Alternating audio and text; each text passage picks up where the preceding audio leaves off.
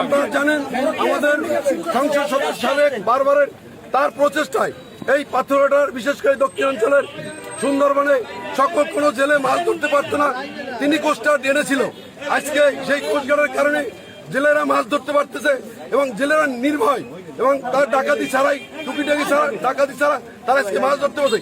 সেই কোস্টগার্ডের উপরে 2-3টা লোকের এই ভাড়াটে লোক, আপনারা জানেন যে মাসুম কোম্পানি সেলিম এরা পাথরঘাটার লোক না, এরা ভাড়াটের লোক। মঠবাড়ি থেকে এসে এখানে একটা সিন্ডিকেট করেছে, এমনকি বরফ পর্যন্ত বিক্রি করতে দেয় না, মাছের ব্যবসা করতে দেয় না।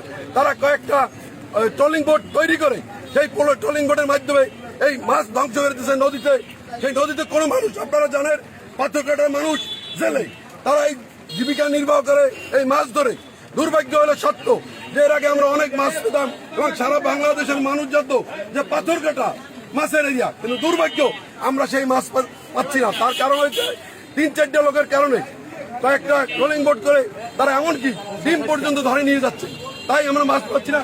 এর প্রতিবাদ করতেছি এবং পাথরঘাটার সকলের মানুষ, বিশেষ করে সকল সারা বাংলাদেশের জনতার দাবি যে ট্রলিং অবৈধ ট্রলিং, এই অবৈধ ট্রলিংকে বাদ দিতে হবে। এই সরকারের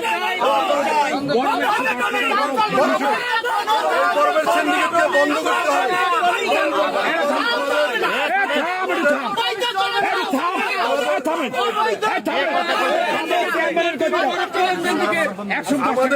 আপনারা জানেন আমাদের সাবেক সংসদ সদস্য বারবার নির্বাচিত 3বারের এবং বর্তমানে আমাদের দলের ভাইস চেয়ারম্যান মহোদয়, তিনিও এটার ব্যাপারে অনেক পদক্ষেপ নিয়েছেন এবং বর্তমানে যে মৎস্য উপদেষ্টা মহোদয় তার সাথে 4জন টিম নিয়ে আমরা দেখা করেছি। তিনি বলেছে যে এই দেখে কষ্ট পেয়েছে যে এই অবৈধ ব্যবসা চলবে না, তা আমরা প্রতিবাদ করতেছি। আজকে যারা আসছেন সবাইকে অনুরোধ করবো যে এই মৎস্য ব্যবসার থেকে এই ট্রলিং অবৈধ ব্যবসাকে প্রতিহত করতে হবে এবং অবৈধ ব্যবসা যাতে না চলে, কারণ এদেশের মানুষ সংসার চালায় শুধু এর মাধ্যমে, এই মাছ ধরে সংসার চালায়। আর এই যে বরফ সিন্ডিকেট, বরফ যখন মাছ পরে তখন বরফের দাম বেড়ে যায় এবং এই 2-3টা লোকের কারণে সিন্ডিকেট ভাঙতে হবে। কারণ এই দেশের মানুষ গরিব, জীবিকা নির্বাহ করে মাছ ধরে, এই সিন্ডিকেট ভেঙে তাদের অধিকার, অবশ্যই তাদের যে অধিকার আছে সেই অধিকার তাদের ফিরিয়ে দিতে হবে। আগের মতো 120 টাকা ছিল বরফ কাল, সেই বরফ এখন 200 টাকা। এবং কলিকাতা মাসুম কোম্পানি অচিরে কালকে যে ঘটনা ঘটাইছে, অচিরে তাকে দৃষ্টান্তমূলক শাস্তি, তাকে অ্যারেস্ট করা হোক, এটা প্রশাসনের কাছে।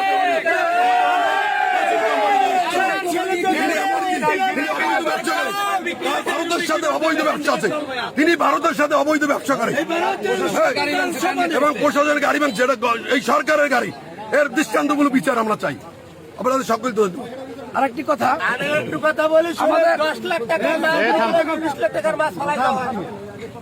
আমাদের এই যে উপকূলীয় অঞ্চল বরগুনা জেলা বরিশাল বিভাগের এই পাথরঘাটা উপকূলীয় একটা অঞ্চল, যেখানে শুধু মৎস্য ছাড়া আসলে আমাদের এখানে আয়ের কোনো ক্ষেত্র নেই।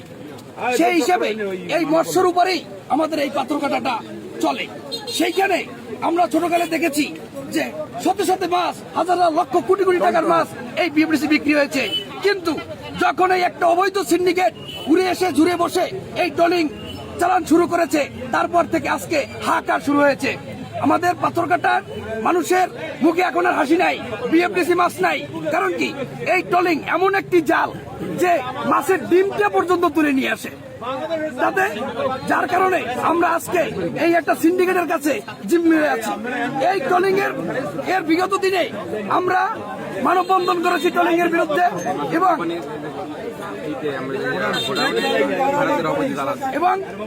আরো শোনা যাচ্ছে এই যে জালটা সব জায়গায় পাওয়া যায় না, এইটা ইন্ডিয়ার সাথে আতাত করে কিছু সিন্ডিকেটের কোম্পানি তারা ব্ল্যাকে নিয়ে আসে। এখনো আপনারা যদি চেক করেন তাহলে তার গোডাউনে এই অবৈধ জাল পাওয়া যাবে ইনশাল্লাহ।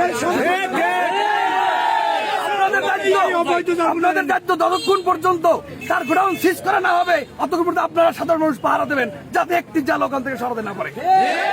এবং আমরা আগামী দিনে, আমাদের তারেক রহমান বলছে যে বিএমপি শান্তির দল, বিএমপি শ্রমিকের দল, বিএমপি মৎস্যজীবীদের দল, বিএমপি কৃষকের দল, এরা অন্যায় অবিচার জানে না, এরা অবৈধ কাজ করতে জানে না।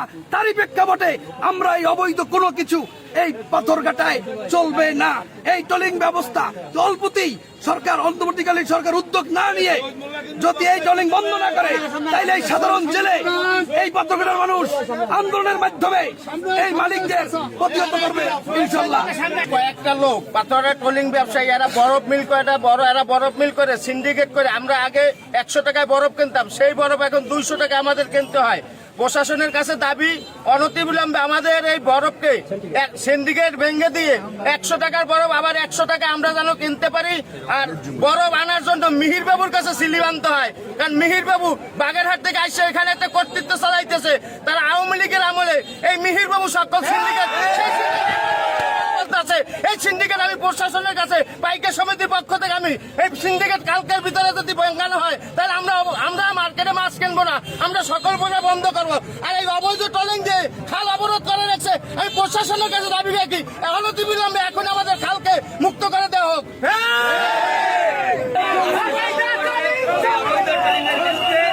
রাত্রে রোজগারের বিরুদ্ধে অ্যাকশনে গেছে।